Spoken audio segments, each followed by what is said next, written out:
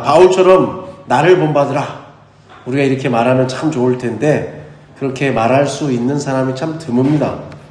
정말 아름다운 인생을 살았던 분들은 오히려 저를 좀 본받으세요 이런 말을 잘 못합니다.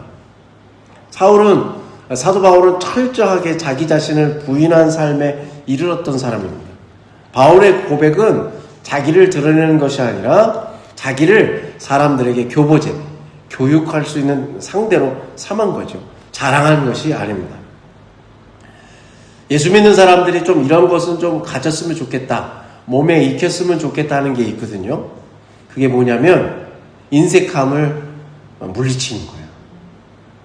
자린고비처럼 물질적으로 아끼는 것만을 이야기하는 것이 아니라 남을 인정하지 못하는 마음이 인색함입니다. 어떤 사람이 잘을 해요. 참 귀하게 애를 써요. 근데 그러면 우리는 그냥 아우 참 좋다, 참 애 많이 쓴다 이렇게 진심으로 얘기하면 그만입니다. 그런데 어때요? 참 좋아 보이네 이런 말을 잘 한번 들어보세요. 아우 참 좋다, 보기 참 좋다, 귀하다 이런데 약간 말을 뉘앙스 있게 참 좋아 보이네 이러면 어때요? 그 말투에 약간의 진짜 진심으로 칭찬하기보다는 뭐 이번엔 뭐 또 그런가 보다, 다음에 한번 두고 보자, 뭐 네가 뭐 원래 그렇지 뭐 이런 마음들이 있잖아요. 그러니까 그냥 흔쾌히 인정하는 마음, 그 인색함을 버리고 좀 그런 마음을 좀 가졌으면 합니다. 영혼이 자유로운 사람, 진리가 너희를 자유케 하리라는 주님의 말씀처럼 우리가 하나님의 말씀으로 자유로운 사람은 다른 사람 일을 자기 일처럼 기뻐할 수 있습니다. 우리는 근데 어때? 인색하죠. 앞서 말씀드린 네가 재수가 좋아서 그렇지, 나도 그 상황이고 그 위치였으면 너보다 더 잘했어. 입 밖으로 내지 않지만 우리가 그런 마음을 갖고 상대방을 바라본다는 것이죠. 자, 오늘은 빌립보서 마지막 장인 4장을 살펴볼 겁니다. 4장 1절의 말씀을 우리 한번 다시 읽어볼까요? 그러므로 나의 사랑하고 사모하는 형제들, 나의 기쁨이요 멸류관인 사랑하는 자들아, 이와 같이 주 안에 서라. 아멘. 4장 1절은 3장에 이어지는 말씀이에요. 목회자로서 이렇게 살다 보면은 여러 말씀들을 계속 읽다 보면 어느 날 문득 예전에 읽었던 말씀이 저에게 새롭게 다가오는 그런 말씀들이 있어요. 그 중에 하나가 바로 빌립보서 4장 1절입니다. 내가 목회하면서 이런 마음을 요즘도 갖고 있는가라는 생각이 들게 하는 말씀입니다. 빌립보 교회의 성도들을 사도 바울이 뭐라고 지칭합니까? 나의 사랑하고 사모하는 형제들이라고 말합니다. 그리고 나의 기쁨이요 멸류가 아닌 사랑하는 자들아라고 빌립보 교인들을 향해서 사도 바울은 고백합니다. 여러분, 기가 막힌 표현입니다. 조금도 거짓 없는 자기의 사도 바울의 마음이 드러난 말입니다. 때때로 우리는 그 의례 상투적인 표현들을 많이 쓰거든요. 예를 들어서 존경하는 국민 여러분, 사랑하는 함께 여러분, 뭐 이런 거 뭐 뻔한 얘기잖아요. 여러분 정말 그 말을 듣는다고 내가 존경받는다는 마음이 들어요? 내가 사랑받는다는 마음이 듭니까? 이게 상투적인 거거든요. 우리도 상투적인 말을 많이 하지만 또 이런 상투적인 말들을 굉장히 우리는 많이 듣습니다. 어떤 표현을 사용하고 있는 사람이 어떤 사람이냐에 따라서 그가 사용하는 언어가 진심으로 내 마음에 와닿기도 하고 그렇지 않기도 하는 거죠. 어떤 사람이 사랑하고 존경하는 교육 여러분 이렇게 말했을 때 평상시 그가 교인들을 정말 존중하고 아낀다면 그 사랑하고 존경하는 성도 여러분이란 말이 듣는 여러분에게 마음에 다가올 수 있단 말이죠. 근데 의례하는 말, 그냥 멘트 같은 말이면 그 말이 나를 사랑하고 있구나, 나를 존중하고 있구나, 그렇게 마음에 와닿지 않죠. 제가 이제 예배 전에 강단에 올라오게 되면 잠시 기도하고 또 이 앞에 서서 찬양할 때 뒤에서 같이 이렇게 있지 않습니까? 그러면 여러분들의 얼굴이 이제 하나씩 저한테 고스란히 들어온단 말이에요. 그러면 때때로 어떤 생각이 드냐면, 한 주간 우리 권사님 정말 애 많이 쓰셨겠구나. 또 마음에 여러 가지 기도의 제목이 있으셨는데 얼마나 힘드셨을까. 그리고 또 이 믿음을 가지고 이 자리에 나오셨구나. 참 귀하다. 이런 마음들이 든단 말이죠. 우리가 예배 광고 시간에도 서로를 축복하잖아요. 주님의 이름으로 사랑하고 축복합니다. 또 제가 간혹 예배에 나온 여러분들 환영하고 축복합니다. 이게 같은 말이어도 그냥 멘트, 상투적인 표현이 아니라 정말 이 말로써 서로가 위안을 받고 힘을 얻는 그런 말이 되었으면 참 좋겠습니다. 저부터 그래야겠죠. 사도 바울이 빌립보 교인들을 생각하면서 여러분 이 말씀을 한번 다시 읽어보세요. 나의 사랑하는 형제 자매들이 아니라 그 뒤에 뭐가 붙어요? 사모하는이 붙여요. 사모한다. 여러분 사모한다는 뜻은 생각할 사자에 더불어 그리고 그리워할 못자예요. 그러면 이게 무슨 말이에요? 사모한다는 것은 애틋하게 생각하고 그리워한다는 뜻이에요. 누구를요? 사도 바울이 빌립보 교인들을요. 애틋하게 사랑하고 생각하고 그리워한다는 거예요. 저는 이 4장 1절의 말씀을 보면서 나도 우리 교인 여러분들을 보면서 내가 애틋하게 여러분을 생각하고 그리워하는 마음을 갖고 있는가? 내가 요즘 그러고 있는가? 저 자신을 돌아보게 되는 그런 마음이었습니다. 마치 자식이 이제 장성해서 결혼해서 멀리 떠나버렸어요. 그 자식 얼마나 보고 싶어요, 때때로. 그리워하잖아요. 그 부모의 마음처럼 사도 바울이 빌립보 교인들을 향해서 그 마음을 고백하는 거죠. 그 다음에 사도 바울이 뭐라고 합니까? 나의 기쁨이요라고 얘기합니다. 기쁨이라고 하는 것은 헬라어로 카라라는 뜻입니다. 카라. 우리 꽃 이름도 있고 옛날에 걸그룹도 있었잖아요. 생각하면 기쁜 거예요. 이게 기쁜 거예요. 그 사람만 생각하면 입가에 미소가 띄어지는 거예요. 이게 기쁨입니다. 그러니까 사도 바울이 빌립보 교인들의 생각만 떠올려도 그냥 사도 바울의 입가에 미소가 짓는 거예요. 여러분 그런 존재, 생각만 해도 기쁨을 주는 존재 얼마나 귀합니까? 저와 여러분이 서로에게 그런 존재가 되기를 간절히 축복합니다. 또 사도 바울이 빌립보 교인들을 향해서 뭐라고 표현하죠? 면류관이라고 얘기합니다. 면류관은 마지막 주님의 때가 왔을 때 우리에게 주어지는 영광의 관이죠. 현재 나에게도 기쁨을 주지만 궁극적으로 여러분들이, 믿음의 성도 여러분들이 사도 바울 나에게 면류관 같다는 거예요.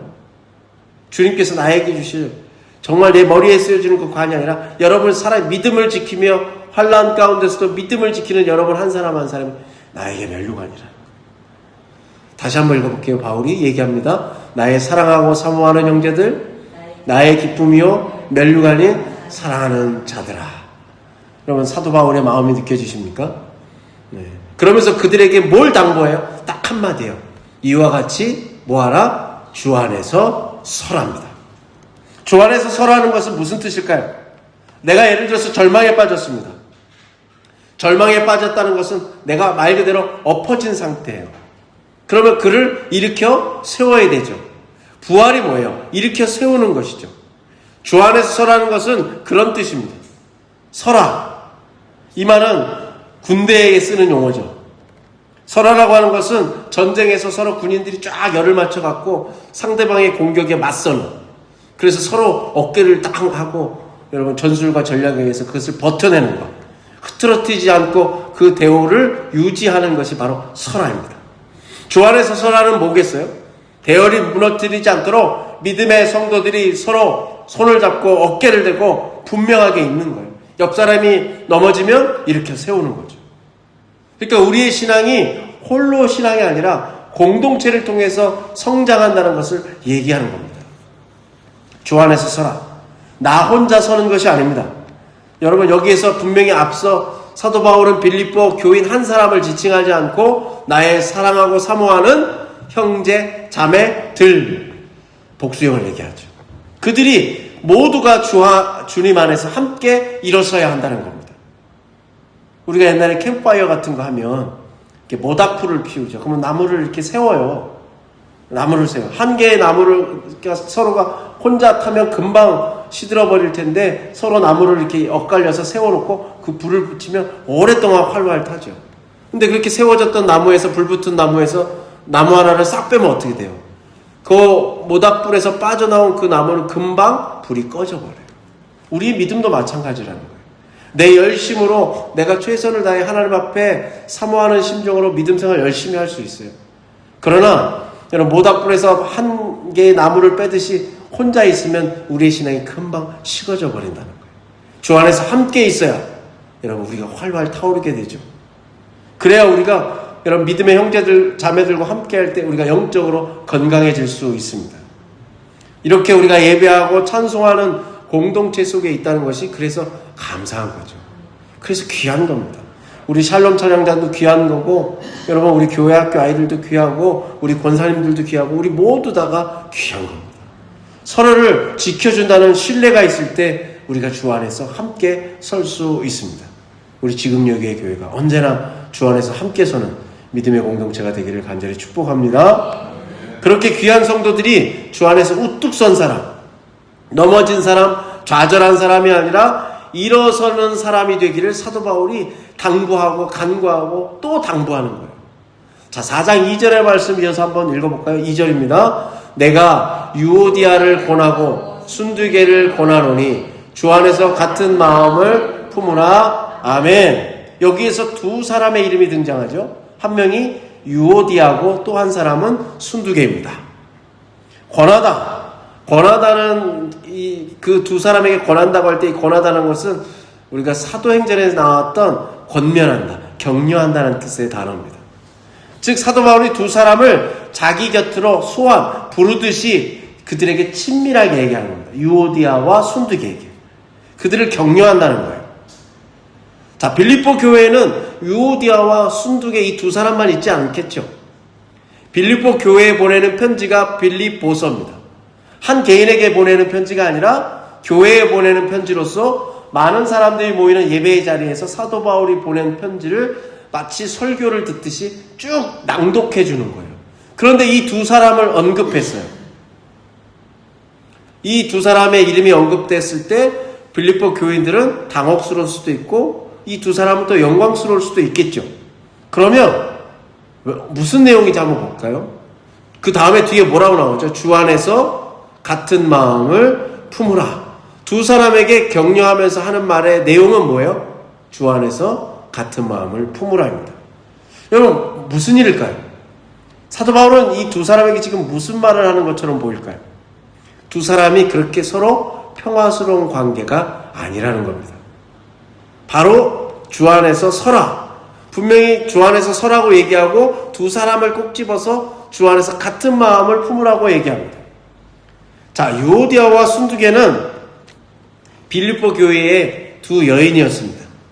이 두 사람은 아주 중요한 역할을 감당하고 있었던 사람으로 보입니다. 근데 이 두 여인에게 사도 바울은 주 안에서 같은 마음을 품으라고 권면하고 있습니다. 그러면 반대로 얘기하면 이 유오디아와 순두개가 지금 빌립보 교회 안에서 같은 마음을 품고 있지 않다는 거죠. 두 여인에게 어떤 분쟁이 있는지는 자세하게 설명이 나오지 않습니다. 그러나 어떤 부정적인 말을 하지 않으면서 주 안에서 같은 마음을 품으라고 얘기합니다. 그러니까 두 사람이 유오디아와 순두개가 교회 안에서 모종의 경쟁 관계일 수 있다는 거예요. 여러분 교회 안에서 사소한 다툼이 빈번히 생깁니다. 예를 들어서 가을철 이제 겨울을 맞이하면 여신들을 중심으로 해서 보통 교회들이 김장을 담그죠. 근데 김장을 담그다가 갑자기 아무개 분이 얘기해요. 그렇게 담그는 게 아니야. 방식에 대해서 얘기합니다. 그러면 얘기합니다. 나는 그렇게 안 담궈. 이렇게 해도 맛있어. 그러다 어때요? 김장 담그는 것 때문에 서로 언쟁이 높아져요. 연성이 높아져요.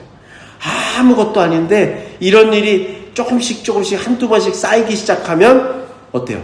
서로 싫어지기 시작해요. 갈등이 빚어지기 시작해요. 아무것도 아닌 일이 이 공동체, 교회 공동체의 화해를 깨트리기 시작합니다. 금이 가기 시작합니다. 이런 경쟁관계가 만들어내는 그런 부정적인 일이 교회에 얼마나 영향을 끼치는지를 보여주는 거죠. 자, 빌립보서 우리 2장에서 이런 말씀이 있었거든요. 한번 읽어볼게요. 빌립보서 2장 3절과 4절의 말씀이거든요. 교회 안에서 어떻게 일을 하라고 그랬죠? 아무 일이든지 다툼이나 허용으로 하지 말고 오직 겸손한 마음으로 각각 자기보다 남을 낮게 여기고 각각 자기 일을 돌볼 뿐더러 또한 각각 다른 사람들의 일을 돌보아 나의 기쁨을 충만하게 하라. 아멘. 어떤 일을 하는데 교회에서 무슨 일을 하든 다툼으로 하거나 허영심으로 하지 말라는 거예요. 응? 내가 누군지 알아? 뭐 이런 마음 갖지 말라는 거예요. 유오디아와 순두개는 그리스도를 믿는 그 본질은 믿음의 뿌리는 같은데 사소한 문제 때문에 서로 그런 마음이 있었다는 거예요. 그걸 보여주는 거예요. 사실 양보할 수 있는 아주 사소한 차이가 엄청나게 어쩌면 오랜 세월 서로 넘을 수 없는 큰 강과 같은 그런 차이를 만들어내는 겁니다. 사도 바울이 얘기합니다. 자기 자신을 좀 내려놓고 그리스도를 중심에 놓고 생각하자는 거예요. 그러면 김장을 이렇게 담궈야 되느니, 몇 시간을 묻혀야 되느니, 양념에 뭐가 들어가야 된다느니, 생선을 넣어야 되느니, 뭐를 넣어야 되느니, 새우를 넣어야 되느니, 여러분 이런 건 아무 문제가, 그것을 고집 피울 이유가 하나도 없다는 거죠. 여러분 우리말에 우리가 하는 일상 중에 대수롭지 않은 말이 있어요. 대수롭지 않은 일. 그거를 이제 다른 표현으로 아디아포라라고 하거든요. 아디아포라. 대수롭지 않은 일. 뭐 선도 악도 아닌 일. 뭐 이런 걸 얘기합니다. 예수 그리스도가 우리의 주님이시라는 것을 부인해서는 안 되죠. 이건 반드시 지켜야 되는 거예요. 그런데 그거 말고 이 본질적인 거 말고 비본질적인 것 때문에 다툼이 생긴다는 거예요. 예배를 드릴 때 우리 복장 얘기 많이 하죠. 목사님 오늘 넥타이를 안 메고 나왔어. 목사님 오늘 양복 색깔이 왜 이래? 막 반짝반짝이도 있네. 저 넥타이에 막 큐빅도 박혀 있어. 뭐 예배 순서가 왜 이래? 왜 주기도문이 앞으로 나오는 거야? 예배를 소중하게 생각하는 거야, 안 하는 거야? 중요하지 않은 일인데 유독 거기에 목숨 거는 사람들이 있어요. 우리가 지켜야 되는 본질은 반드시 지켜야 됩니다. 어떠한 경우에도 예수 그리스도가 우리의 구원의 주님이라는 것을 양보할 수 있는 내용이 아니에요. 그런데 그 외에 사소한 문제를 가지고 다툴 이유도 없다는 거예요. 사도 바울은 이러한 사소한 일로, 대수롭지 않은 일로 다투는 두 사람을 보면서 안타까웠던 거예요. 왜? 이 두 여인이 유오디아와 순두개가 그래도 교회를 위해서 애를 쓰는데 서로 그 차이 때문에, 사소한 것 때문에 서로 갈등하는 것이 교회의 덕이 되지 않았기 때문이죠. 그들이 귀한 역할을 했다는 거예요. 그들이 교회에서 정말 헌신하고 수고하는 그 마음을 사도 바울이 인정하는 거예요. 그리고 그들이 서로에 대해서 미워하고 더 이상 상처받지 않고 다시 일어설 수 있도록 사도 바울이 그들을 도와달라는 거예요. 자, 오늘 보면 3절로 다시 돌아와 볼까요? 빌립보서 4장 3절 우리 한번 읽어볼게요. 또 참으로 나와 멍에를 같이 한 내게 구하노니 복음에 나와 함께 힘쓰던 저 여인들을 돕고 또한 글레멘드와 그 외 나의 동역자들을 도우라. 그 이름들이 생명책에 있느니라. 아멘. 좀 더 쉬운 세번역엔 이렇게 나옵니다. 세번역 성경을 제가 한번 읽어드릴게요. 한번 들어보세요. 그렇습니다. 나의 진정한 동지여, 빌립보 교인들에게 얘기하는 거죠. 그들에게도 부탁합니다. 이 여인들을 도와주십시오. 누굴 얘기해요? 유오디아와 순두개, 이 두 여인을 도와달라는 거예요. 이 여인들은 글레멘도와 그 밖에 나의 동역자들과 더불어 뭘 했어요? 복음을 전하는 일에 사도 바울이 나와 함께 애쓴 사람들입니다. 그리고 그 두 여인의 이름은 생명책에 기록되어 있습니다. 그러니까 아무렇지 않은 그 대수롭지 않은 사소한 차이 때문에 지금 갈등하고 있는데 그걸 딛고 일어설 수 있도록 여러분들이 좀 도와주십시오. 그들을 인정해 주십시오. 그냥 미워하지 말고 저들 왜 저래? 맨날 싸워. 내치지 말고 오히려 그들을 잘 돌봐주라고 부탁합니다. 그리고 사도 바울이 뭐라고 칭찬해요? 복음을 전하는 일에 나와 함께 수고를 마다하지 않은 애쓴 사람들이라고 그들을 칭찬합니다. 나와 함께 멍에를 같이 한 사람이었다는 거예요. 여러분 여기서 이 말은 뭐예요? 동역자라는 거예요. 앞에서 나오죠. 동역자, 동료, 단짝 배우자. 우리 서로 중보기도 하면서 기도에 단짝들이 있잖아요. 이 말을 다른 말로 하면 나의 기도의 동역자예요. 내가 그를 위해서도 기도하지만 그분이 나를 위해서 기도하시는, 나를 위해 기도해주는 동역자란 말이죠. 그걸 다른 말로 뭐라 그래? 성경은 멍에를 같이 함께 진 사람이라고 표현합니다. 그리스도의 일을 위해서 멍에를 같이 쓴 사람, 함께 애를 쓴 사람이라는 거예요. 그게 동역자라. 옆에 있는 분들은 누구예요? 그리스도를 위해서 함께 애를 쓴 사람들이에요. 그리스도를 위해서 함께 멍에를 진 사람들이에요. 이들을 소중하게 귀하게 여기시기를 간절히 축복합니다. 그러니까 우리가 여러분 얼마나 영광스러운 거예요. 멍에를 같이 한 내게 구한다. 저 여인들 좀 도와주고 글레멘드와 나의 동역자들도 여러분들 빌립보 교인들이요 도와주십시오. 그렇게 얘기하죠. 글레멘들은 여기서 이름이 나오고 누군지는 자세하게 나오지 않습니다. 도우라는 것이 중요하죠. 도우라는 말은 복음을 전하는 일에 애쓴 사람들이 지금 뭔지는 모르지만 그 사소한 문제, 대수롭지 않은 문제 때문에 지금 갈등하고 서로 아예 진짜 남남처럼 갈라서지 않도록 여러분들이 좀 도와주라는 거예요. 다시 화해할 수 있도록. 그 처음 사람, 서로를 애틋하게 생각하고 귀하게 여겼던 그 마음을 다시 회복할 수 있도록 여러분이 기도해주고 도와달라는 거예요. 사도 바울이 그러면서 긍정적인 얘기를 덧붙이죠. 그들의 이름은 어디에 기록되어 있다? 생명책에 기록되어 있다고 얘기합니다. 이미 생명책에 기록된 사람들이에요. 그런데 사소한 일 때문에 등을 돌리면 안 되잖아요. 사도 바울의 감정은 분명하죠. 여러분의 이름도 생명책에 기록되기를 간절히 소망합니다. 우리 4절과 5절 이어서 읽어볼까요? 빌립보서 4장 4절과 5절의 말씀입니다. 주 안에서 항상 기뻐하라. 내가 다시 말하노니 기뻐하라. 너희 관용을 모든 사람에게 알게 하라. 주께서 가까우시니라. 아멘. 그러면서 사도 바울이 빌립보 교인들에게 뭐를 2번씩 얘기해요? 주 안에서 항상 기뻐하라. 이걸 2번이나 얘기해요. 항상 기뻐해야 되는데 그걸 어디서 하라는 거예요? 주 안에서 하라는 거예요. 예전에도 한번 말씀드렸지만 행복과 기쁨이 있어요. 행복은 내가 바라는 것들이 외적으로 충족됐을 때, 이루어졌을 때 우리는 행복하다고 느낍니다.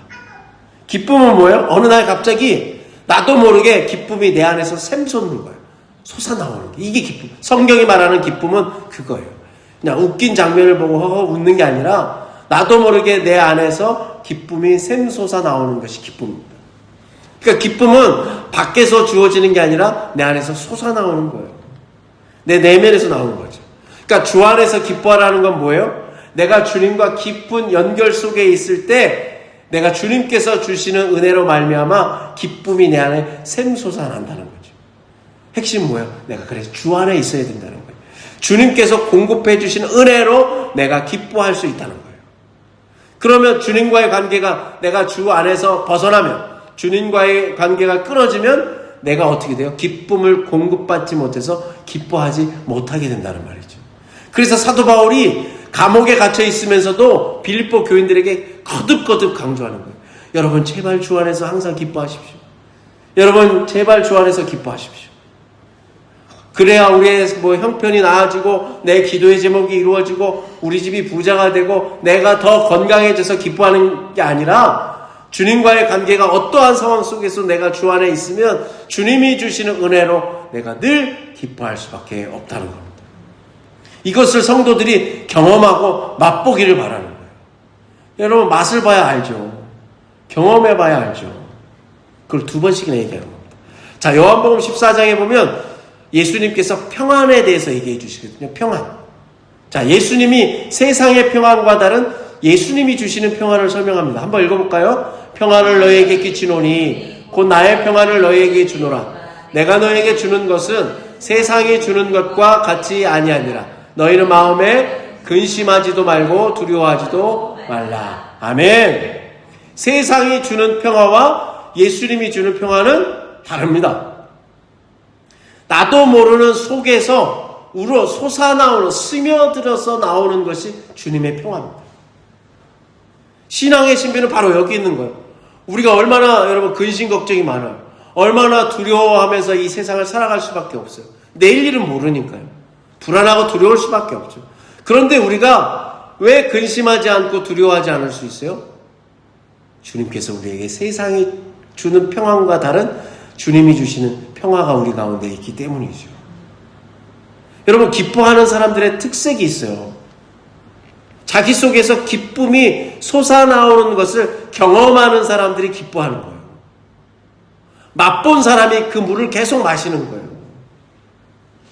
그리고 그 사람들의 특징은 뭐냐면 주님이 주시는 은혜로 기쁨이 샘솟기 때문에 다른 사람을 볼 때 깐깐하게 안 봐요. 앞서 말씀드린 대로.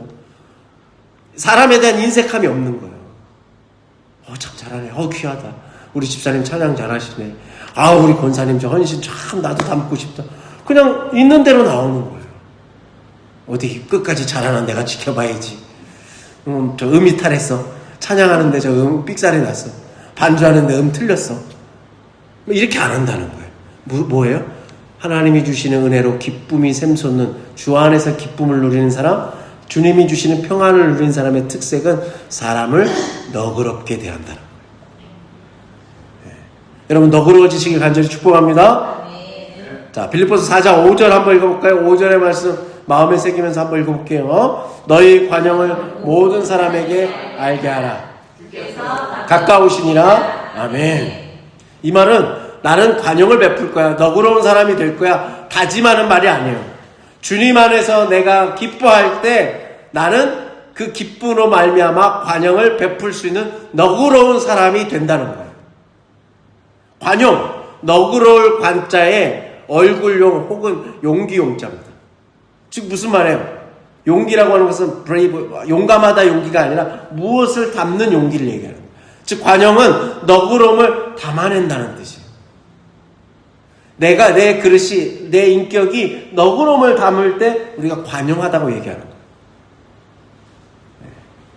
관용은 여러분 내가 쌓는 게 아니라 위로부터 오는 겁니다. 내 속에 하나님이 주시는 은혜로 말미암아 기쁨이 샘솟게 될 때 비로소 나는 누군가에게 관용을 마음으로 전하는 사람이 된다는 겁니다. 세상에는 물론 내가 너그럽게 친절하게 대할 때 그것을 악용하는 사람들이 있습니다. 그 때문에 우리는 사람을 그냥 무조건 잘해주면 안 되고 분별력을 갖고 살아야 돼요. 나를 만만하게 대하고 나를 이용해 먹는 사람들이 있단 말이에요. 그래서 관용적인 사람이라고 해도 그런 좀 나라에 대해서 악하게 대하는 사람들은 단호해야 돼요. 아니라고 얘기해야 돼요. 거리를 둬야 돼요. 나 자신을 지키기 위해서. 내가 관대한 사람이라고 해서 언제나 퍼주고 베풀기만 하면 안 돼요. 다음 시간에 한번 얘기하겠지만 여러분 베푼다는 것도 참 조심스러운 표현이죠. 믿음의 사람은 모든 것이 하나님 주신 건데 뭘 베풀어요? 나누는 거죠. 베푼다는 표현에는 마치 내가 너를에게 준다. 내가 나의 베품을 받는 사람보다 내가 또 위라는 마음이 좀 넌지시 깔려 있잖아요. 여러분 지나칠 정도로 자기 확신에 찬 사람은 관용적인 즉 너그러운 사람이 못 됩니다. 왜? 내가 옳다. 누군가를 꼭 지적하고 가르쳐야 되거든요. 너그럽지 못해요. 그래서 그런 사람을 보면 오늘 예를 들어서 아무게 누가 옷을 참 예쁘게 입고 왔네. 화사하다. 오늘 날씨처럼 참 싱그럽다가 아니라 저 어디 뭐 조금 카라가 삐뚤어진 것 같은데 오늘 목사님 넥타이가 삐뚤어지고 여기에만 꽂혀 있는 사람입니다. 그 유명한 소설 레마르크의 개선문이라는 소설이 있습니다. 이 개선문의 이 소설의 이야기는 나치 독일에서 탈출해서 즉 프랑스 파리로 망명생활을 온 주인공 라비크라고 하는 의사의 이야기입니다. 그는 독일에서 최고의 외과 의사였어요. 하지만 나치를 피해서 프랑스로 넘어왔잖아요. 나라가 바뀌니까 자기의 의사 면허가 여기서는 아무 소용이 없는 거예요. 무면허예요. 그래서 살아갈 방도가 별로 없어서 이름도 바꾸고 그리고 불법인 줄 알지만 다른 의사 대신해서 수술실에 들어가서 대리 수술을 해줘요. 그것으로 근근히 살아가는 사람이었습니다. 환자가 마취 상태에 들어가면 그가 이제 딱 들어가서 수술을 하는 거죠. 불법 의료행위지만 그는 워낙 유명한 외과 수술에 뛰어난 사람이었어요. 그러다 보니까 이제 어느 정도 돈도 벌고 또 망명 생활을 계속해서 이어갑니다. 근데 이제 수술실에는 의사만 있지 않고 누가 있어요? 간호사도 있잖아요. 그 간호사 중에 한 명의 이름이 유제니라는 사람이었어요. 유씨의 제니라는 이름을 갖고 있는 친구였죠. 근데 이 유제니는 이 의사 라비크를 싫어합니다. 왜 싫어했어요? 믿음이 좋은 간호사였어요. 그렇지만 라비크 의사를 볼 땐 뭐예요? 불법 시술을 하는 무면허 의사잖아요. 왜요? 이 프랑스 땅에서는 의사 면허가 없으니까. 그러니까 소위 말하면 잘못된 일을 하고 있는 나쁜 사람으로만 계속 보는 거예요. 이 의사는 분명 독일에 있을 때 비밀경찰 게슈타포에게 잡혀갖고 온갖 고초를 겪다가 자기 눈앞에서 자기가 사랑하는 여인이 죽는 모습을 보게 되고 어렵사리 탈출해서 이 프랑스 땅까지 온 사람이거든요. 그의 어떤 인생의 스토리, 그의 어떤 고단함, 그의 참 절망과 슬픔에는 관심이 없어요. 지금 불법을 행하면서 돈을 버는 의사일 뿐인 거예요. 그러니까 이 간호사는 이 의사의 심정을 이해할 수가 없어요. 그래서 나중에 이 소설에 보면 유명한 구절이 나와요. 가장 좋은 믿음처럼 보이는 것이 때때로 광신으로 변합니다. 관용은 회의에 따르지만 당신은 그런 신앙심이 있으면서도 지금 의사가 그 간호사에게 얘기하는 거예요. 나에 대한 패배한 무신론자인 내가 당신을 대하는 것보다 훨씬 더 공격적이지 않소. 이런 대사가 있어요.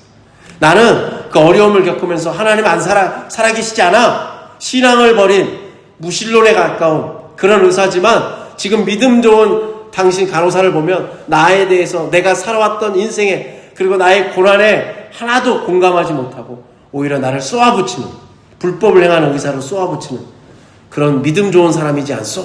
라면서 하는 말이 있어요. 때때로 우리가 그런다는 거예요. 하나님을 잘 믿고 거룩하다고 하지만 너무 공격적입니다. 누군가의 아픔을 헤아릴 생각이 없어요. 옳고 그름의 척도만 갖고 있는 거예요. 이게 맞네 틀리네. 여러분 관용은 뭡니까? 누군가를 배척하지 않고 끌어안는 것입니다. 사도 바울이 얘기하죠. 너희 관용을 모든 사람. 여기서 모든 사람은 누구겠어요? 빌립보 교회에 속한 교인들만을 얘기하겠어요? 교회 밖에 있는 다른 이웃들도 다 알게 하라는 거예요.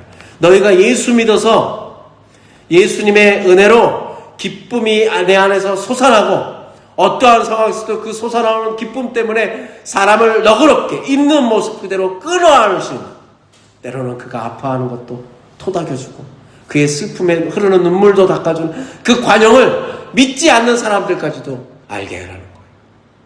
그렇게 살라는 거죠. 그게 예수 믿는 사람의 삶이라는 거죠. 여러분, 누구를 너그럽게 담아낸다는 이 관용, 예수님도 이런 말씀하셨거든요. 자, 마태복음 7장 5절 예수님의 유명한 말씀이죠. 한번 읽어볼까요? 외식하는 자여, 먼저 내 눈 속에서 들보를 빼어라. 그 후에야 밝히 보고 형제의 눈 속에서 티를 빼리라. 아멘. 우리는 자기의 눈 속에 있는 들보를 못 봐요. 그 들보를 빼내고 눈이 밝아져야 되는데 뭐를 빼내는 데 선수들이에요? 남의 눈에 있는 티끌을 보는 데는 선수들이에요. 저도 그렇습니다. 우리가 봐야 될 건 티끌이 아니라, 남의 눈에 티끌이 아니라 뭡니까 여러분? 들보죠. 그 사람, 그리고 그 사람의 숨겨진 이면에 있는 그 아픔을 헤아릴 수 있어야 돼요. 아무개 우리 성도님, 저 티끌, 저 눈에 거슬리는데, 그게 아니라 그 너머에 있는 저분이 얼마나 사는데 애를 쓸까? 저분이 또 살아오면서 얼마나 인생의 굴곡 가운데 믿음으로 저기를 눈물로 지켜왔을까? 그런 게 보이고 헤아려져야 되는 말이죠. 이 간호사가 보지 못했던 건 뭐예요? 전혀 그냥 세속적이고 불법 시술을 하는 그 의사의 그냥 그 모습만 안 좋아 보이는 거예요. 그 사람 뒤에 그가 얼마나 큰 고통과 자기 눈앞에서 그 고문당하는 가운데 게시타포한테 자기가 사랑하는 여인이 그 눈앞에서 죽는다는 거예요. 얼마나 힘들었을까. 그걸 아예 안중에도 없는 거죠. 우리가 여러분 왜 너그러움을 담으면서 관용하면서 살아야 될까요? 주님께서 가까우시기 때문입니다. 주님이 가까이 오세요. 주님께서 너그럽게 사는 우리를 기뻐하세요. 관용한 삶이 가능하게 하는 것은 주 안에서 우리가 기뻐할 때, 주님이 주신 은혜로 내 안에 기쁨이 샘솟을 때 우리가 너그러움을 담는 아름다운 인생이 될 수 있습니다. 우리 안에 그런 내적 질서가 있어야 돼요. 믿음의 힘이 있어야 돼요. 그래야 여러분 다른 사람을 너그럽게 대할 수 있어요. 자, 빌립보서 4장 6절과 7절 계속해서 읽어볼까요? 아무것도 염려하지 말고 다만 모든 일에 기도와 간구로 감사함으로 하나님께 아뢰라. 그리하면 모든 지각에 뛰어난 하나님의 평강이 그리스도 예수 안에서 생각을 지키시리라. 아멘. 사도 바울이 강하게 얘기하는 거예요. 지금 우리는 글로 읽으니까 그렇지만 소리를 높여 얘기하는 거예요. 뭐라고요? 아무것도 염려하지 마십시오. 빌립보 교인들이요, 지금 힘들고 어렵습니까? 염려하지 마십시오. 왜? 모든 일에 기도와 간구로 여러분이 구할 것을 감사함으로 하나님께 가지고 나가십시오. 그래서 염려하지 마십시오. 여러분, 믿음의 반대말은 불신이 아니라 염려입니다. 염려한다는 건 뭐예요? 주님께 맡기지 못한다는 거예요. 왜 못 맡겨요? 다른 사람에 대한 의심과 내 미래에 대한 두려움이 켜켜이 쌓여있기 때문에 못 맡기는 거예요. 누군가를 염려하는 태도 여러분 당연히 살다 보면 염려하게 되죠. 배려하고 그를 심려하는 것은 사랑의 다른 표현이기도 해요. 그러나 자기의 삶을 언제나 소중하게 여기지 못하고 내 인생을 소중하게 여기지 못하고 맨날 전전긍긍하면서 사는 거예요. 어떡하지? 어떡하지? 그건 여러분 믿음의 삶이 아니라는 거예요. 내가 염려에 사로잡혔을 때 우리가 염려에 사로잡힐 수 있죠, 여러분.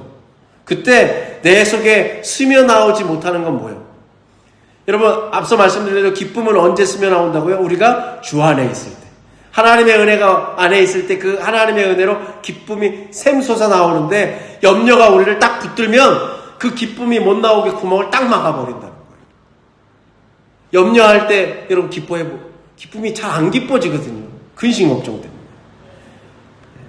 염려는 기쁨을 빼앗아요. 염려가 솟아나오는 기쁨을 막고 있어요. 그래서 사도 바울이 뭐라는 거예요? 염려하지 말라는 거예요. 염려하지 말고 그 염려할 일, 대상, 이 문제를 누구 앞에 가지고 나가라는 거예요. 기도로 하나님 앞에 가지고 나와서 다 쏟아내라는 거예요. 다 알으라는 거예요. 다 얘기하라는 거예요.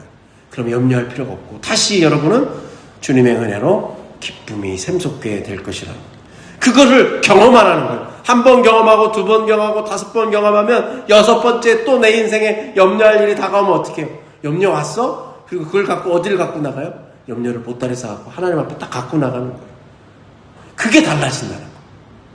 내 인생에 기쁨이 날마다 나오는 거예요. 여러분 항상 기뻐하라, 쉬지 말고 기도하라, 범사에 감사하라. 항상 기뻐하라잖아요. 좋은 일 있을 때 기뻐하라가 아니라 어떻게 항상 기뻐할 수 있어요? 우리가 주 안에 있으면 기뻐할 수 있어요. 염려가 그 구멍을, 기쁨의 구멍을 딱 막으려고 할 때 그 염려를 갖고 하나님 앞에 갖고 나가면 돼요. 그러면 됩니다.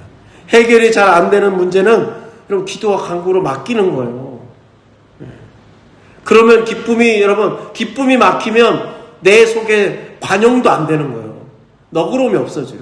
다른 사람을 대할 때도 너그럽게 대할 수가 없는 거예요. 여러분 이게 다 사도 바울이 지금 그걸 다 설명하는 거죠. 하나님의 마음과 접속하라는 거예요. 그러면 모든 게 다 해결된다는 것은 아닙니다, 여러분. 여러분 잘 생각하셔야 돼요. 하나님이 만든 기가 아니에요. 자, 그러면 그 다음에 사도 바울이 뭐라고 얘기하냐면 4장 7절만 다시 읽어볼게요. 4장 7절. 모든 문제에 염려의 거리가 있어요. 그러면 기도의 제목으로 하나님 앞에 갖고 나가요. 그러면 모든 문제가 해결될 거야가 아니고 뭐라고 합니까? 읽어볼까요? 그리하면 지각에 뛰어난 하나님의 평강이 그리스도 예수 안에서 너희 마음과 생각을 지키시느니라. 아멘. 기도한다고 해서 여러분 우리의 모든 문제가 해결되지 않습니다. 해결이라는 것은 해자는 풀린다는 거고 결은 막혔던 게 터지는 거예요. 뚫리는 거예요. 기도라면 내 문제가 풀리고 툭 터져서 정말 속 시원하게 하수구 막힌 게 뚫리듯이 그렇게 되면 얼마나 좋겠어요. 그런데 그렇게 안 될 때도 있다는 거예요. 그러면 기도를 왜 해야 되는 거예요? 모든 게 다 안 되는데 기도의 보람은 어디에 있는 거예요? 내 문제가 다 해결돼서가 아니라 기도를 통해서 하나님과 마음이 접속돼요. 나를 괴롭혔던 문제가 사소해 보여요. 작은 일로 바뀌어요. 그래서 그것 때문에 나를 괴롭혔던 그 염려하는 것 때문에 내 마음이 흔들리지 않는다. 흔들리지 않고 내 마음에 뭐가 찾아와요? 그리스도 하나님의 평강이 찾아와요. 상황이 안 바뀌어요. 상황이 안 바뀔 수도 있어요. 근데 하나님의 평강이 찾아와서 그 상황을 넘어서는 거죠. 기도의 보람은 바로 거기에 있습니다. 답답한 마음이 그래서 해소되는 거예요. 문제가 해결되기보다 평강이 찾아왔기 때문이죠. 염려와 근심은 그러면 어느새 슬그머니 사라져버려요. 기도의 중요한 바로 여기에 있습니다, 여러분. 그리스도인이 이런 배가 있으면 큰 배가 예를 들어서 원유를 쏘는 유조선이 처음에 갈 때 텅텅 비어서 가는 것 같지만 그 안에 뭘 채워요? 물을 채우죠. 그걸 다른 말로 바닥짐이라고 해요. 밑에가 무거워야 배가 여러분 흔들리지 않고 가기 때문이죠. 일부러 물을 채우잖아요. 무게중심이 밑에 있게 만든단 말이에요. 마찬가지로 여러분 성도들은 그런 무게중심이 아래에 있는 사람들이란 말이죠.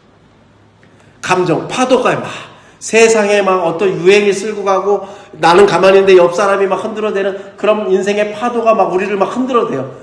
근데 믿음에 이런 바닥쯤에 있는 사람은 무게가 중심이 밑에 딱 있으니까 하나님의 은혜를 딱 붙들고 있으니까 거기 어때요? 배가 살짝 흔들려도 배가 절대로 뒤집히지 않는다는 거예요. 우리의 인생이 여러분 뒤집어지지 않는다는 거예요. 주님이 주시는 기쁨, 주 안에서 기뻐할 때, 주 안에 설 때, 주 안에서 기뻐할 때 우리가 관용의 사람이 끊임없이 되는 거예요. 근데 우리는 자꾸 뭘 바꿔달라고 그래요? 내 상황을 바꿔달라고 하죠. 우리의 가정을 이런 걸 좀 고쳐달라. 여러분 그래도 하나님이 또 그런 것도 고쳐주시죠. 그러나 그건 잠깐이고 근본적으로 우리가 흔들리지 않고 하나님이 나를 딱 붙들고 계시고 하나님이 죽기까지 나를 사랑하신다는 그 신뢰 가운데 우리의 마음에 평강이 찾아오거든요. 밖에는 막 비바람이 몰아쳐도 마태복음 7장의 말씀처럼 반석 위에 세운 집은 절대로 무너지지 않죠. 저와 여러분은 그런 인생이 되길 저는 정말 간절히 바랍니다. 여러분 그러면 어때요? 우리는 뭘로 그게 드러나는 거예요? 관용의 사람. 너그러운 사람이면 꼭 우리 권사님 집사님이 좋은 일, 이번 주에 뭐 대박을 나고 이번 주에 뭔 일이 생겨서 좋은 일이 생겨서만 너그러운 게 아니라 기분이 좋아서 베푸는 게 아니라 뭐예요? 늘 그리스도 안에 하나님의 은총 가운데 서 있기 때문에 내가 막을 수 없는 샘솟는 기쁨 덕분에 오늘도 나는 너그러운 관용의 사람이 될 수 있는 거죠. 그래서 안 믿는 사람도 야, 어떻게 저분은 뭐 맨날 상황이 뭐 거기서 거기고 또 안 좋은 일도 생겼는데 어떻게 저렇게 기뻐하고 살 수 있지? 어떻게 저렇게 남한테 싫은 소리 안 하고 저렇게 너그럽게 관용하면서 살 수 있지? 안 믿는 사람이 궁금해하는 거예요. 사도 바울이 지금 그걸 얘기하죠. 왜요? 누구기 때문에 이런 여러분 믿음의 신비를 사도 바울이 왜 빌립보 교인들 자기 교인들이니까 아니요. 맨 1절에 나오는 것처럼 어떤 교인이에요? 그냥 사랑하는 교인이 아니라 사모하는 교인이죠. 마음이 애틋하고 저분이 막 얼굴 표정이 안 좋게 예배당에 나오면 일주일간 무슨 일이 있으셨을까? 뭐가 힘드실까? 이래서 아파서 입원하시면 얼마나 힘드실까? 여러분 그런 애틋하고 그리워하는 나의 사랑하고 사모하는 형제 자매들이기 때문에 이런 귀한 얘기를 해주는 거죠. 왜요? 누구보다 잘 되길 바라니까. 그리고 그분들이 믿음을 지키고 잘 사는 것이 사도 바울이 뭐라고 그래요? 나의 기쁨이요? 면류관이라고 얘기하죠.